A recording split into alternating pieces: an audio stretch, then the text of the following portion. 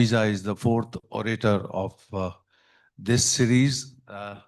He is well known in not only neurology circle, but the health ministry circle also.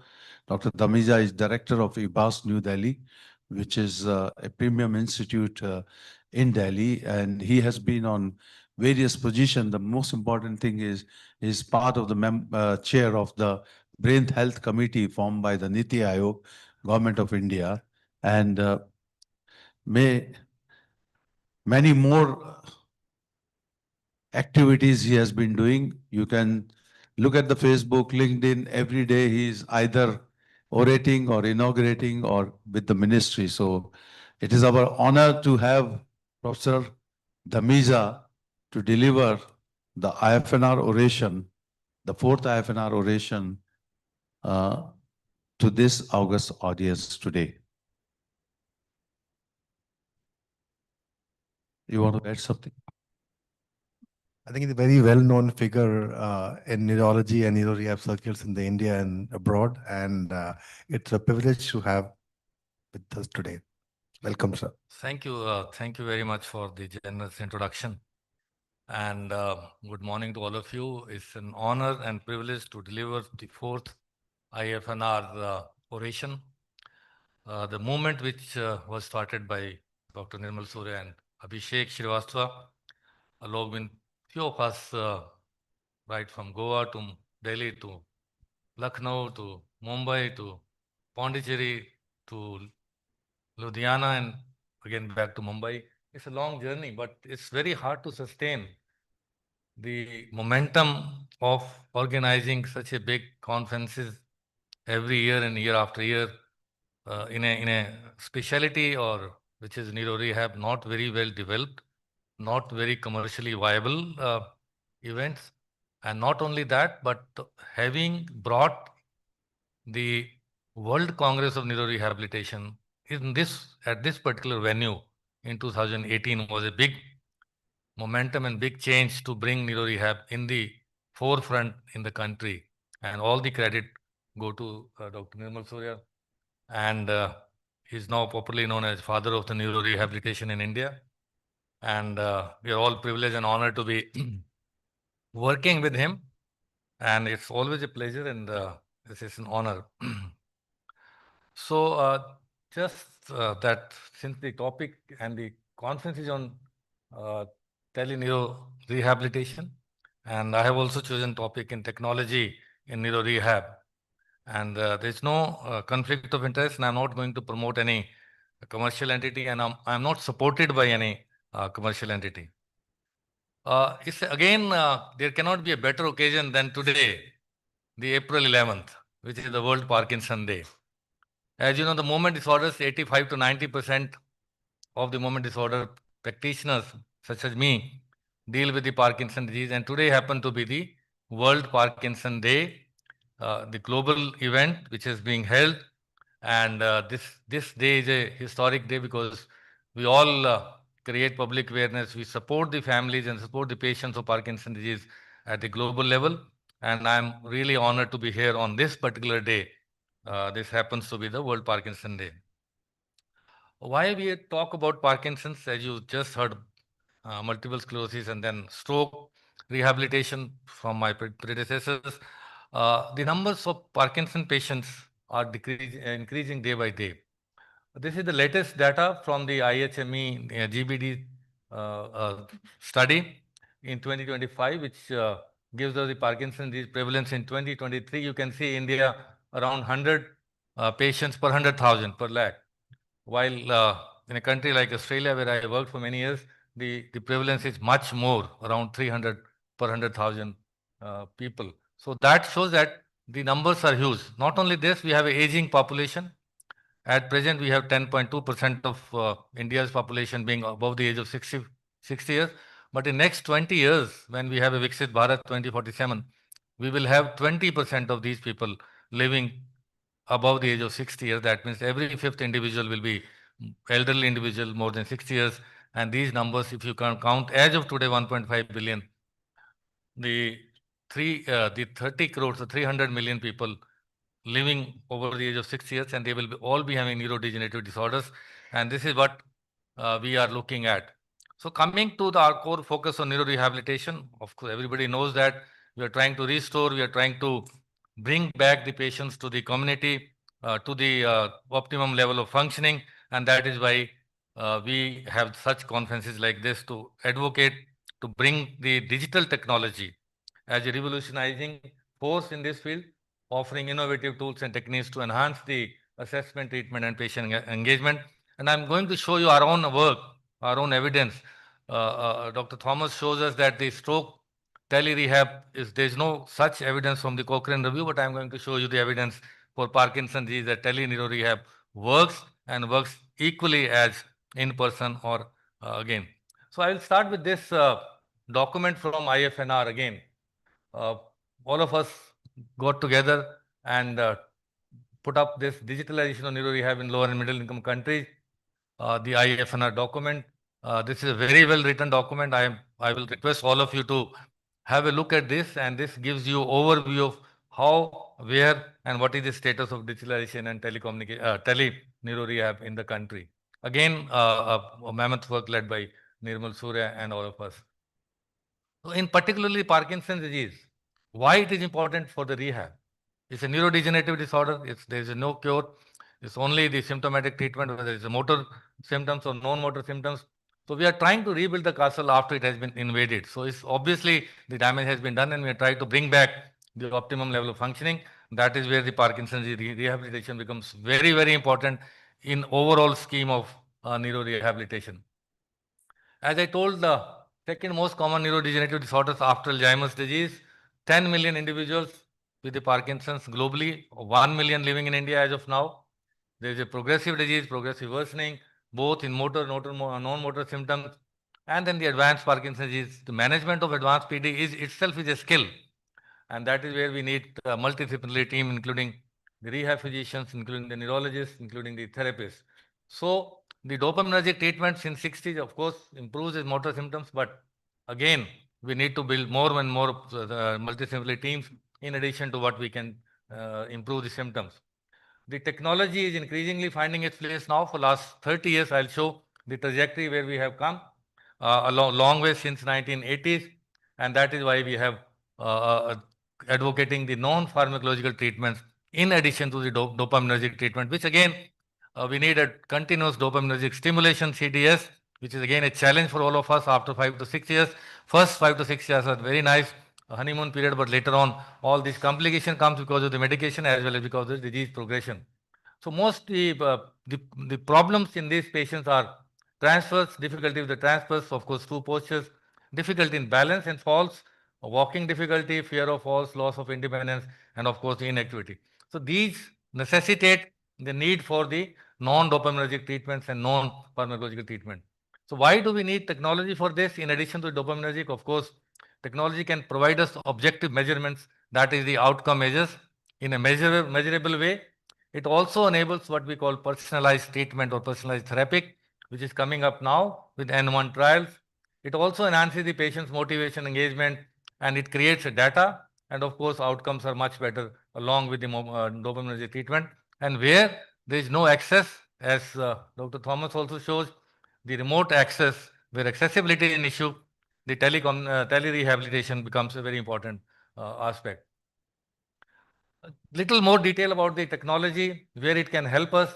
Of course, in diagnostics, it improves the diagnostics, whether it is detailed, structural, or functional. Of course, affected the areas of the moment trajectory, the basal ganglia, of course, and there is a personalized treatment with the creation of machine learning and AI data analysis, the development of tailored personalized rehabilitation plans based on individual needs and progress. Of course, the patient engagement, as I told you, it becomes much more effective, and of course, increasing accessibility, availability, affordability to the care by using tele-rehabilitation across the services to the patient who may not be able to travel or have distance.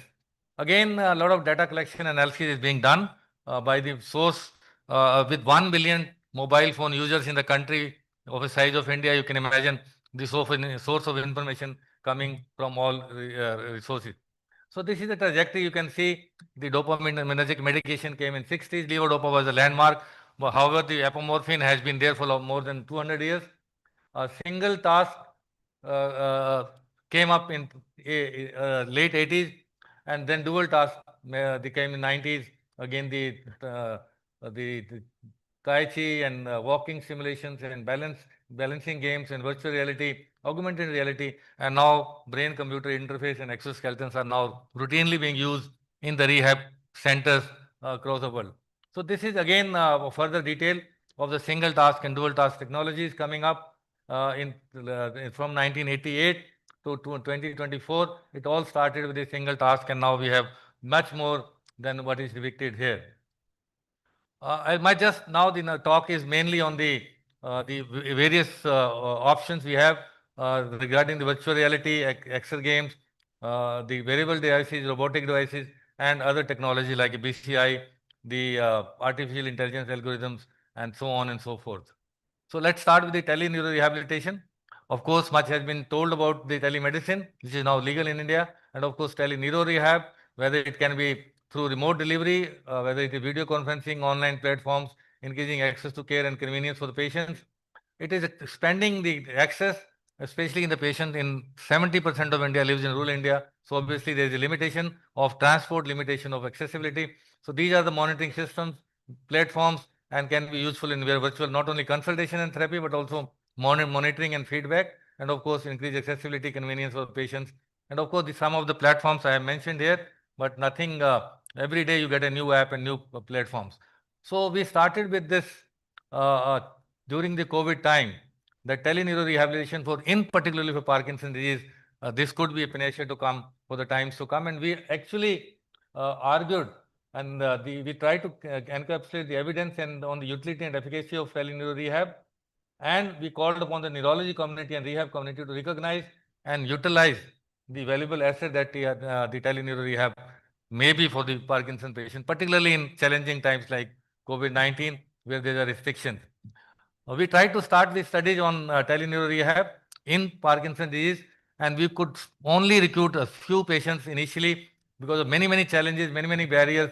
And you can see it's not easy to start a trials and easy to start a study based on in a times of restrictions, but obviously where there is a will, there is a way. So we did find out the challenges. We did try to find out solutions also, and that is something you can see the challenges. Conducting a neurological examination was a big challenge initially to assess the severity of Parkinsonian symptoms. Of course, an infrastructure and cost requirement, then of course issues related to the financing, designing a rehabilitation program. But however, there would be so many benefits which we scoped here with the scope and future directions in this paper on teleneuroRehab. And then we could see the literature. The literature was abundant literature on the list of studies on teleneuroRehab in Parkinson's disease, and you can see widely represented across the globe. So after COVID, there was a lot of interest in teleneuroRehab, in particularly patients like Parkinson's disease, and we started this randomized controlled trial, the TelePark, which is the first randomized controlled trial studying the efficacy and feasibility of teleneuroRehab in Parkinson's patients. And this we completed and then published in JAMA Neurology, the TelePark randomized clinical trial. And this is something very important. The question was whether the teleneuroRehab is as effective, as safe as in-person rehabilitation in improving symptoms and quality of life among the patients with Parkinson's disease in low-income and middle-income countries, particularly during the COVID-19. And we could see that in TelePark randomized clinical trial, a 12-week telerehabilitation program using conventional physiotherapy, aerobic and breathing exercises delivered via video calling using a mobile phone, only a mobile phone, that significantly improved disease metrics scores in patients with mild to moderate Parkinson's disease and is as safe as in person. That means the teleneuroRehab is safe, effective, not only improving motor and non-motor, but also quality of life with patients in Parkinson's. So this is the visual abstract. You can see the RCT was designed. We screened more than 130 patients, but finally 64 patients could be randomized, 28 in person and 35 teleneuroRehab, and we lost one patient during this study period. And of course, the primary outcome was change in mean MDS UPDS part 3 score from the baseline and at the 12 weeks. And of course, the motor symptom severity and non-motor symptoms. I'm going to show the next one. Of course, the final result was there was no change whether in person or face to face or teleneuro rehab patient therapy. Single center assessor blinded prospective RCT. These were the inclusion criteria. These were the exclusion criteria. Of course, we had early to mid Parkinson disease with cognitively intact and using a smartphone so that we can use a video calling by any application. And of course, we did not include any atypical Parkinsonism and the patient with severe visual or hearing impairment and non-consenting patients. These are the control diagram. We screened 131 patient, as I told you, 64 randomized, and this is a diagram showing that finally the analysis was done about 63 patients, and of course the reasons for not being included or patient excluded was so many of them. Of course, the net result was 64 patients. So this is what we did actually. The MDS UPDS part 2 and 3, non-motor scale, the quality of life scale, and of course 6-minute walk and the functional reach test, and of course the baseline assessment, and then of course supervised in-person exercises for 30 minutes once a week, and then once every 2 weeks for another 8 weeks, and of course unsupervised session 5 days in a week at home. By keeping a video log and PD diary was mandatory for all these patients. And final assessment was done after 12 weeks there, and you can see the details of this exercise and primary outcome. And this is the baseline characteristics. Almost similar groups, both the in-person as well as the teleneuro rehab group. And you can see not much difference. And this is the final 12-week analysis where there was no change, no significant change, whether it is UPDRS part 2, 3, or non-motor scale or quality of life or functional reach time or 6 minutes walk test. So almost similar. You can see there is now evolving evidence. We don't have a Cochrane review, but still this first randomized control trial global at the world scale shows that something is there. So we had found that the 12-week program is quite safe, quite effective in improving motor and non-motor symptoms along with the quality of life. And of course, this is the first pilot trial, and the larger multicentric trials are likely to happen. So coming to the next part is the virtual reality. This can be very important, and of course now becoming very common. You can see a lot of technology stalls there, and many of them having the extra gaming and the other video games, and which can help the balance and other things of control over gait. And of course, this can also provide you the real-time feedback to help the patients learn the motor skills. It is actually immersive therapy environment.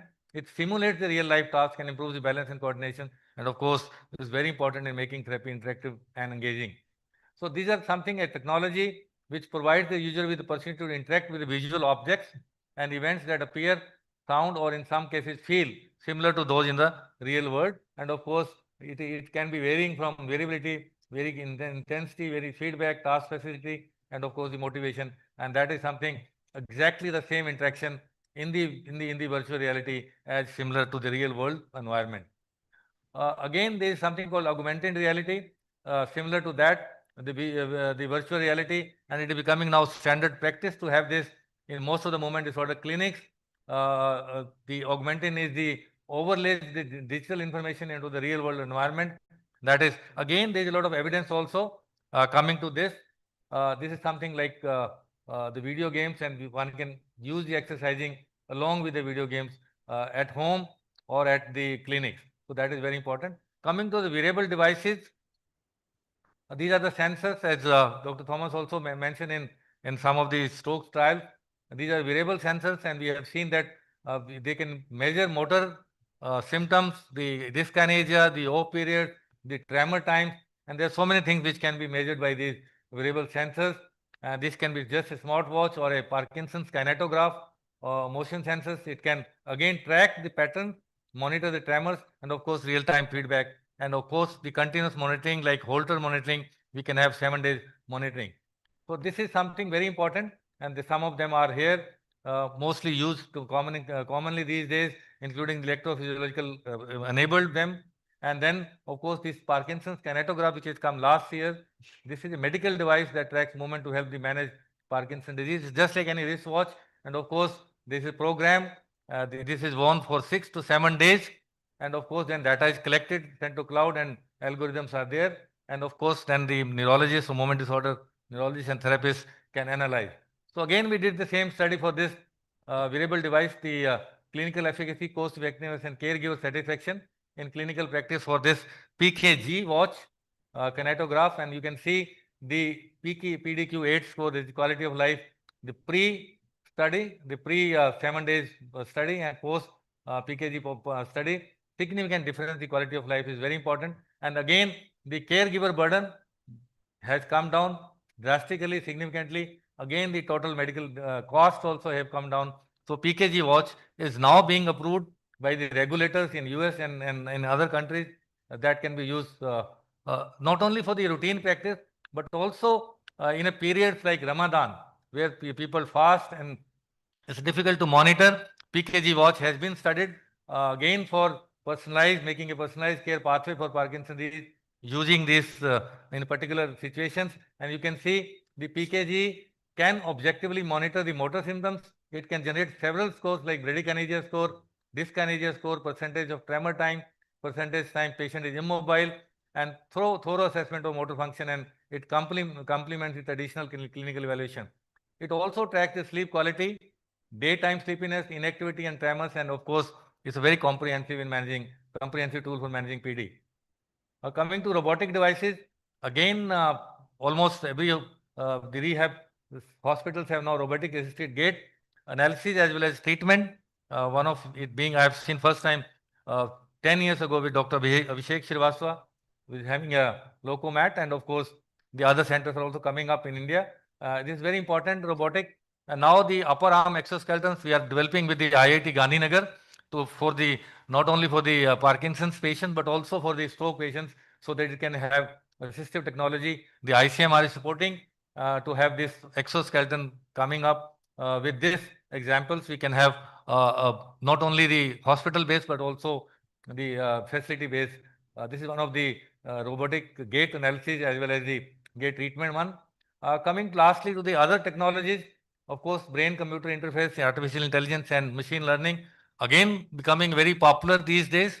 And of course, you can see the BCI, almost every technological institute in the country is now having a lab with the brain-computer interface. Most of the IITs, even IIT Bombay, has the same BCI, and they are coming up with the algorithms, and so that we can take the benefit of technology for neurable brain-computer interface, interaxonal muse, and of course the brain gate neural interface. So not only it enables with the EEG and EMG, but also the functional near infrared spectroscopy, which can tell us about the in the internal environment. The AI and machine learning, again, it can predict and analyze patient data. Of course, the personalized rehabilitation plans can be made, and it is very useful in personalized rehabilitation, becoming one-to-one individual and automatic analysis as well as identification of potential complications like falls and interventions and predicting the other complications. So AI is the future now. Of course, this will customize therapy plans. It will predict also disease progression, and of course, decision making will be quite easy using the AI. Other technologies which has been used is TENS, robotic assisted, and the sensory integration systems, which provide sensory integration therapy and improve sensory processing. These are all becoming everyday practice now, and this is something which will revolutionize the rehab of these patients in coming years. Not only this, we also have the use of technology in predicting other parameters like non-motor parameters. This study we did it with the dynamic MRI to predict. It's a non-invasive study, which non-invasive method to predict swallowing difficulties and early swallowing disorders in the patient with Parkinson's disease. That means the swallowing difficulty and the aspirations cause a lot of morbidity and mortality, and main cause of the ICU admissions for Parkinson patients.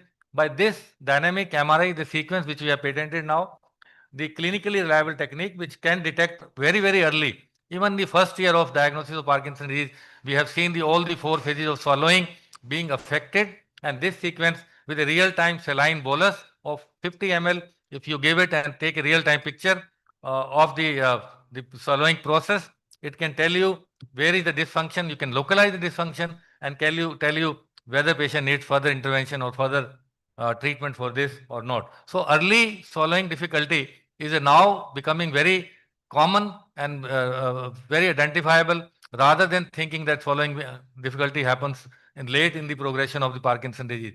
So it is very important to use the technology in diagnostic also, not only the therapeutic or rehabilitative. Coming to the last part of the talk, the rehabilitation 2030, this has been in the public domain now for last 1 year, the development of package intervention for rehab from the WHO. This document is very comprehensive, and this has a separate component for teleneuro rehab, that where it should be used, how it should be used. This is a guideline which is again a global consortium of the neurologists, rehab physicians, including Dr. Mayova from India. I was there, and of course, global practitioners coming up with this WHO document, which is again a very important document to see where we can use the judicious use of technology in terms of rehab for Parkinson patients. So that is something again a very important document which can be utilized for the clinical services. But all this does not come easily. There are challenges, there are other considerations, there are costs involved. It could be expensive, like robotic, like Locomat. So obviously it's not easy. It costs in millions of rupees, and then you need to have a training for the healthcare professionals, whether they're therapists or rehab physicians or neurologists, how to effectively use these digital tools and integrate them into the clinical practice. Again, from the patient perspective, there could be challenges in patient acceptance. Not everybody is smartphone friendly in a country like this, and some patient may have hesitancy or resistance to use technology, requiring education, support to overcome these barriers. And of course, there are issues of data privacy, data security, again a big issue. When we are taking a PKG watch or a data collection is there going to the cloud, the server has to be in-house or in the country so that data remains with us. And of course, that secrecy and confidentiality of the patient protection is crucial. Of course, we need to have safeguards, robust security measures, and regulatory compliances. And of course, sometimes the lower and middle income countries, there should be an issue of accessibility of technology in the interior. Whole country may not have that access, although we have 1 billion users of telephone, mobile phones, and internet connectivity is almost everywhere in the country, but still sometimes it may not happen that it is available everywhere. So what is the way forward?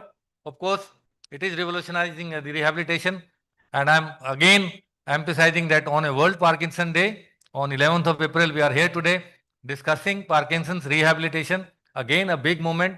And of course, we need to enhance the effectiveness and we need to create more evidence. I have shown you some evidence, which is initial evidence, but to make it practice, you need to have more and more meta-analysis, more and more randomized control trial to make sure that it is effective, it is safe. Because safety is an issue with the Parkinson patient. Most of the advanced Parkinson disease patients have falls, and once you have fall, in 1 year, there are 3 times more chances of having fall in next year. So obviously, one has to be very careful in terms of choosing the patients, right time, and right treatment. That is again very important in these scenarios. We are evolving. There is continued innovation to improve the technology, use of technology, use of AI, use of machine learning, and of course robotics. There could be integration of these 2 or 3 modalities like the use of AI and robotics. And of course, again, a home-based smart rehab systems are coming up, which will be very useful and very easy to use. And of course, we need to come out of the research labs from the brain-computer interface to come to the clinical use. And of course, at the end, personalized medicine for each individual, whether it is pharmacogenomics or it is rehab tailored to that individual, depending upon the symptomatic profile, depending upon their severity, depending upon their response to treatment, and whether they can be effectively given personalized treatment or not. Just to conclude that technology is transforming rehabilitation in movement disorders, offering innovative tools and techniques to enhance assessment. That's again a diagnostic important treatment. In addition to the dopaminergic treatment, again the rehab treatment and the technological enabled treatment, and of course, we need to engage the patients and caregivers to accept, to adapt, and to embrace the technology. While there are challenges, the benefits of digital technology in improving patient outcome and expanding access to care are undeniable. As we evolve and as the technology evolves, its role in rehabilitation in the movement disorders will only grow, shaping the future in this field. And I call upon all of you to invest in this, to take the research further from the bench to the bedside, so that most of our patients, particularly in lower and middle income countries, can be benefited from this digital revolution.